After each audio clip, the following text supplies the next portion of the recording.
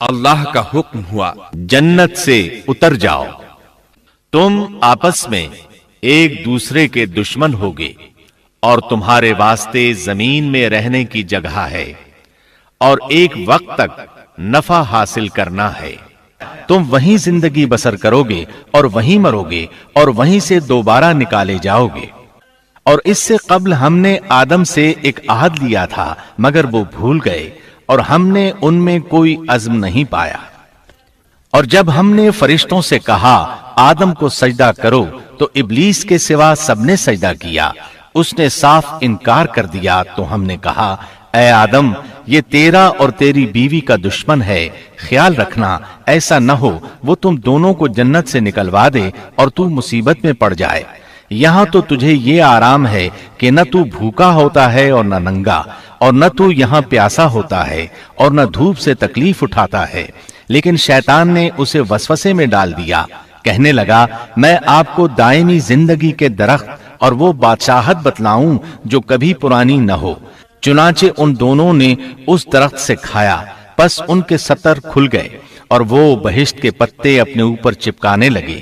آدم نے اپنے رب کی نافرمانی کی، پس بہک گیا۔ پھر اس کے رب نے نوازا، اس کی طرف توجہ فرمائی اور اس کی رہنمائی کی۔ حکم ہوا تم دونوں یہاں سے اتر جاؤ، تم آپس میں ایک دوسرے کے دشمن ہو۔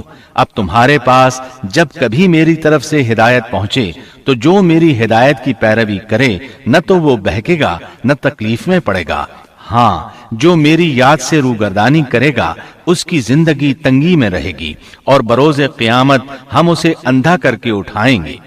آدم علیہ السلام زمین پر اترے اور اپنے رب سے توبہ کے کلمات سیکھ لیے۔ وہ کلمات یہ ہیں: ربنا ظلمنا انفسنا وان لم تغفر لنا وترحمنا لنكونن من الخاسرین۔ اے ہمارے رب، ہم نے اپنا نقصان کیا اور اگر تو نے ہم پر مغفرت و رحمت نہ فرمائی تو ہم خسارہ اٹھانے والوں میں سے ہو جائیں گے۔ آدم علیہ السلام زمین پر اترے اور ان کے ساتھ حوا علیہ السلام بھی اتری اور ان کے ساتھ ہی ابلیس کو بھی اتارا گیا۔ یہ کس جگہ پر اترے اس بارے میں اختلاف پایا جاتا ہے، لیکن ابن عباس رضی اللہ عنہ کی بات راجح محسوس ہوتی ہے کہ آدم علیہ السلام کو ہند میں اور حوا علیہ السلام کو جدے میں اتارا گیا۔ جب آدم علیہ السلام اتر آئے تو حوا علیہ السلام کی تلاش شروع کر دی، زمین میں ان کی تلاش میں سرگرداں ہوئے۔ آخر کار میدان عرفات میں دونوں کی ملاقات ہو گئی۔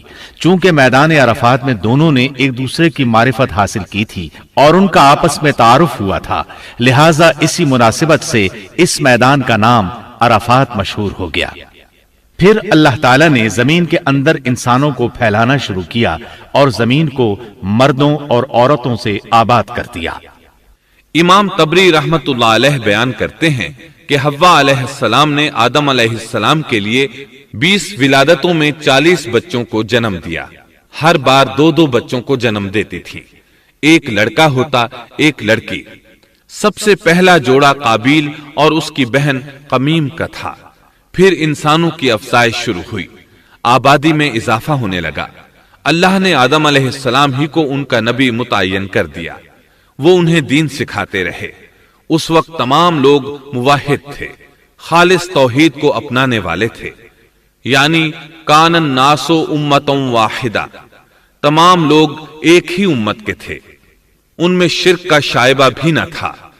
ابن جریر اور ابن کثیر رحمہم اللہ نے ابو موسیٰ اشعری رضی اللہ عنہ کی روایت بیان کی ہے، اللہ نے جب آدم علیہ السلام کو جنت سے زمین پر اتارا تو انہیں ہر چیز کی کاریگری اور صنعت کا علم تھا۔ جب وہ اترے تو عالم بھی تھے، لباس میں ملبوس بھی تھے، کام کاج کے تمام طریقوں سے باخبر بھی تھے، لوہے، آگ، لکڑی اور کپڑے کے استعمال سے بھی بخوبی واقف تھے۔ ہمارے برعکس وہ ان کاموں کو اپنی ابتدا ہی سے جان چکے تھے، کیونکہ ہم سب لوگوں کا حال یہ ہے کہ جب تک سکھایا نہ جائے ہمیں کچھ نہیں آتا۔ آج کے دور میں بعض افریقی قبائل کے افراد وحشیانہ اور غیر مہذب زندگی گزارتے ہیں۔ علماء کا کہنا ہے کہ یہ لوگ زمین پر رہنے والوں میں سے گمراہ ترین انسان ہیں۔ انہوں نے